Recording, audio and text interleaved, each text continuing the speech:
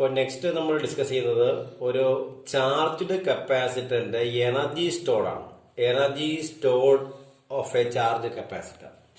ഇപ്പൊ കപ്പാസിറ്റർ എന്ന് പറയുമ്പോൾ രണ്ട് പ്ലേറ്റുകളാണ്, രണ്ട് പാരലൽ പ്ലേറ്റുകളാണ്, ഒരു ഷോർട്ട് സെപ്പറേഷൻ ഉണ്ട്, ഒരു ഡൈലക്ട്രിക് മീഡിയം ഇൻസേർട്ട് ചെയ്തേക്കുന്ന സംവിധാനമാണ് കപ്പാസിറ്റർ എന്ന് പറയുന്നത്. അതായത് അപ്പൊ ഞാനൊരു കപ്പാസിറ്റർ സങ്കല്പിച്ചേക്കാണ്, സി എന്ന് പറയുന്ന ഒരു കപ്പാസിറ്റർ. ഇതിനകത്ത് ഇപ്പൊ ചാർജ് ഒന്നും ഇല്ല സങ്കല്പിക്കുക, ചാർജ് ഒന്നുമില്ല. അപ്പൊ ഈ ചാർജ് സ്റ്റോർ ചെയ്യണമെങ്കിൽ, ഇതിനകത്ത് ചാർജ് സ്റ്റോർ ചെയ്യണമെങ്കിൽ എന്തായാലും എക്സ്റ്റേണൽ ആയിട്ട് ചാർജ് കൊടുത്തല്ലേ പറ്റുള്ളൂ. അപ്പൊ ആ എക്സ്റ്റേണൽ ചാർജ് കൊടുക്കാൻ വേണ്ടി ഞാൻ അവനെ ഒരു സെല്ലുമായിട്ട് കണക്ട് ചെയ്തു. ഇപ്പൊ എന്ത് ചെയ്യും? ഇങ്ങനെ സെല്ലുമായിട്ട് കണക്ട് ചെയ്ത് കഴിഞ്ഞാൽ ഈ സെല്ലാണ് എന്ത് ചെയ്യുന്നത്? ഈ കപ്പാസിറ്ററിനെ ചാർജ് ചെയ്യുന്നത്. അങ്ങനെ ചാർജ് ചെയ്യുമ്പോൾ ഈ ചാർജിങ്ങിന് വേണ്ടി എന്തായാലും ഒരു വർക്ക് ക്രിയേറ്റ് ചെയ്യപ്പെടും. ആ വർക്കാണ് എന്തായിട്ട് കൺവേർട്ട് ചെയ്യുന്നത്? എനർജി ആയിട്ട് കൺവേർട്ട് ചെയ്യപ്പെടുന്നത്. അപ്പൊ energy of a charge capacitor is the work done in charging the capacitor. കപ്പാസിറ്ററിനെ ചാർജ് ചെയ്യാൻ വേണ്ടി എടുക്കുന്ന വർക്കാണ് എന്ത്? എനർജി എന്ന് പറയുന്നത്. അപ്പൊ എന്തായാലും ഇത് സ്റ്റോർ ചെയ്യണമല്ലോ, ഇലക്ട്രോസ്റ്റാറ്റിക് ഇത് ചാർജ് സ്റ്റോർ ചെയ്യണമെങ്കിൽ സ്റ്റോർ ചെയ്ത് കഴിഞ്ഞാൽ സ്വാഭാവികമായിട്ടും എനർജി ക്രിയേറ്റ് ചെയ്യപ്പെടും. അപ്പൊ ഞാൻ ഇവന്റെ കപ്പാസിറ്റർ സീൻ സങ്കല്പിക്കുകയാണ്. ആദ്യമേ ചാർജ് 0 ആയിരുന്നല്ലോ, ചാർജ് ഇല്ല, പ്ലേറ്റുകളിൽ ചാർജേ ഇല്ലായിരുന്നു. ഇപ്പൊ ഞാൻ കണക്ട് ചെയ്തു. കണക്ട് ചെയ്യുമ്പോൾ സ്വാഭാവികമായിട്ടും ഒരു ചാർജ് ഡെവലപ്പ് ചെയ്തില്ലേ? ഒരു ഇൻസ്റ്റന്റിൽ, ഒരു പർട്ടിക്കുലർ ഇൻസ്റ്റന്റിൽ ഡെവലപ്പ് ചെയ്ത ചാർജ് ക്യൂ സങ്കല്പിക്കുകയാണ്. ക്യൂ ഈ സെല്ലിന്റെ പൊട്ടൻഷ്യൽ വി സങ്കല്പിക്കുക. അപ്പൊ ഒരു ഇൻസ്റ്റന്റില് ഈ പ്ലേറ്റുകൾക്ക് കുറുകെ ഡെവലപ്പ് ചെയ്യുന്ന ചാർജ് സ്മാൾ ക്യൂ ആണെങ്കിൽ what's a potential difference across the plates of the capacitor? Potential difference P D across capacitor, P D across capacitor V is equal to Q by C അല്ലേ? കാരണം Q is equal to C V ആണല്ലോ. Q is equal C V ആണെങ്കിൽ V is equal to Q by C. അപ്പൊ V is equal to Q by C ആണ് കിട്ടിയേക്കുന്നത്. എന്ന് വെച്ചാൽ ഈ രണ്ട് പ്ലേറ്റുകൾക്കിടയ്ക്കുള്ള ഡിഫറൻസ് ഓഫ് പൊട്ടൻഷ്യൽ ആണ്. പൊട്ടൻഷ്യൽ ഡിഫറൻസ് ആണ് നിങ്ങൾക്ക് V is equal Q by C. എന്താ പൊട്ടൻഷ്യൽ ഡിഫറൻസിന്റെ definition? Work done in bringing a unit charge from one point another point. ഒരു സിംഗിൾ ചാർജിനെ ഒരു പോയിന്റിൽ നിന്ന് അടുത്ത പോയിന്റിലോട്ട് കൊണ്ടുപോകാനുള്ള വർക്കല്ലേ പൊട്ടൻഷ്യൽ ഡിഫറൻസ്. അങ്ങനെയാണെങ്കിൽ എനിക്ക് ഈ ഇൻസ്റ്റന്റ് ഡെവലപ്പ് ചെയ്തേക്കുന്ന ചാർജ് ക്യൂ ആണ്. എനിക്ക് അഡീഷണൽ ഡി ക്യൂ ചാർജ് കൂടി അവന് കൊടുക്കണം. ഈ കപ്പാസിറ്ററിന് എനിക്ക് ഡി ക്യൂ കൂടെ കൊടുക്കണം വർക്ക് ചെയ്യണ്ടേ? എങ്കിൽ work done D W is equal to ഒരു ചാർജിനെ മൂവ് ചെയ്യിപ്പിക്കാനുള്ള വർക്കല്ലേ ക്യൂ ബൈ സി എന്ന് പറയുന്നത്. അപ്പൊ ഡി ക്യൂ ചാർജ് ആകുമ്പോഴോ ഒന്നിന് ക്യൂ ബൈ സി ആണെങ്കിൽ ഡി ക്യൂവിന് ഇൻറ്റു ഡി ക്യൂ എടുത്താൽ പോരെ.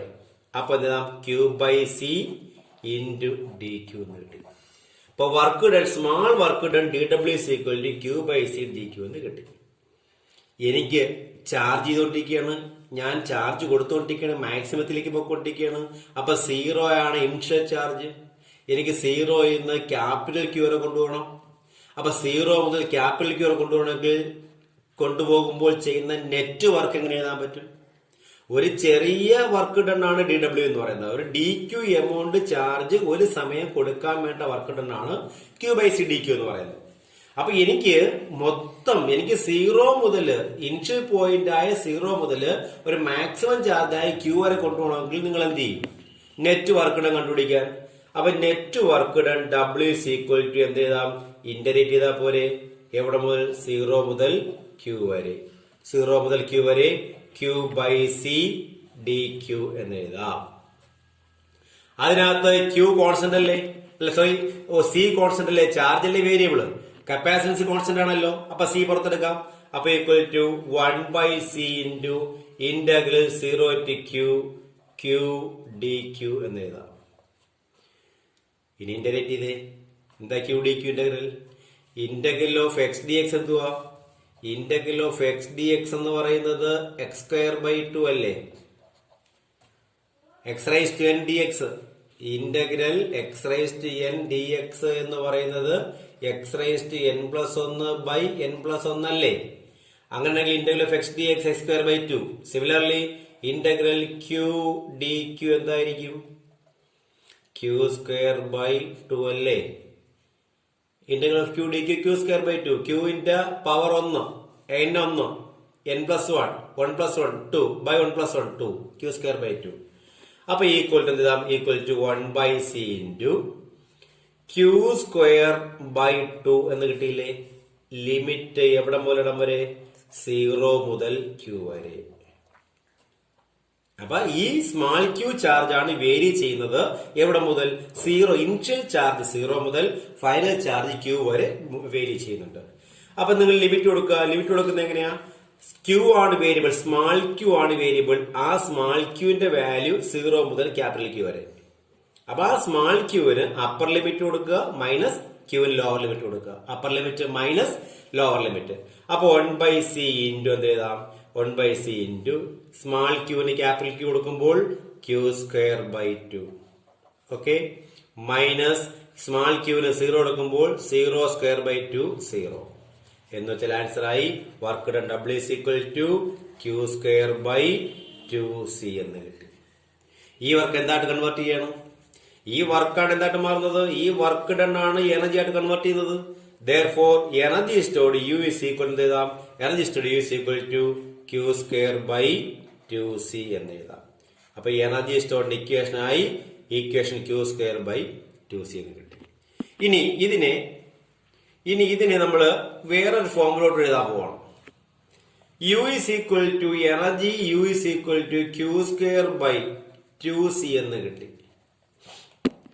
ഓക്കെ, നമ്മൾ പഠിച്ചിട്ടുണ്ട്. But Q is equal to C V എന്ന് പഠിച്ചിട്ടില്ലേ? Q is equal to C V ഒന്ന് കൊടുത്തു നോക്കിയേ ക്യൂവിന് പകരം. അപ്പൊ യു ഈസ് ഈക്വൽ ടു എന്താ? U is equal to Q square C square V square by 2c. ഒരു സി കട്ട് ചെയ്തു പോയില്ലേ? അപ്പൊ എന്തായി? U is equal to half ആയി സി ആയി വി സ്ക്വയർ ആയി. അപ്പൊ ഹാഫ് സി വി സ്ക്വയർ. അപ്പൊ രണ്ട് ഇക്വേഷൻ ആയി, ഒന്നായി രണ്ടായി, രണ്ട് ഇക്വേഷൻ ആയി. U is equal to half C V square. ഇനി ഒന്നുകൂടെ എഴുതാം. Q is equal to C V ആണെങ്കിൽ ഇത് ഇന്ന് C is equal to Q by V എന്ന് എഴുതി കൂടെ? C is equal to Q by V എന്ന് എഴുതി കൂടെ? ആ സിക്ക് പകരം ക്യൂ ബൈ വി, അല്ലെങ്കിൽ ഇവിടുത്തെ സിക്ക് പകരം ക്യൂ ബൈ വി എടുത്ത് നോക്കിയേ.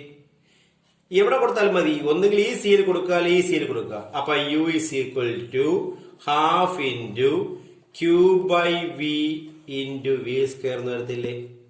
അപ്പൊ ഒരു വി മീൻ കട്ട് ചെയ്തു ഇല്ലേ? അപ്പൊ യു ഈസ് ഈക്വൽ എത്ര? ഹാഫ് ക്യൂ വി എന്ന് കിട്ടി. അപ്പൊ എത്ര ഇക്വേഷനായി? 3 ഇക്വേഷനായി. അപ്പൊ ആലോചിക്കേണ്ട കാര്യം, ഈ 3 ഇക്വേഷനിലും 3 വേരിയബിൾ ആണ്, 2 വേരിയബിൾ ആണ്.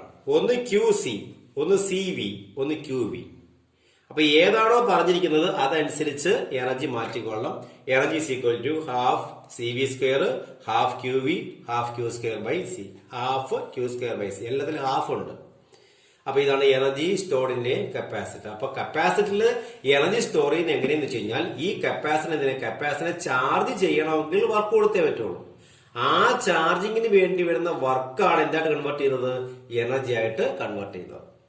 അപ്പൊ work done in charging A capacitor is equal to energy of the capacitor. Energy of a charged capacitor is the work done in charging the capacitor. അപ്പൊ 0 മുതൽ ക്യാപിറ്റൽ ക്യൂ കൊണ്ടുവരുന്നു. അപ്പം 3 ഇക്വേഷനായി. ഒന്ന് U is equal to Q square by 2c, half C V square half Q V. Okay.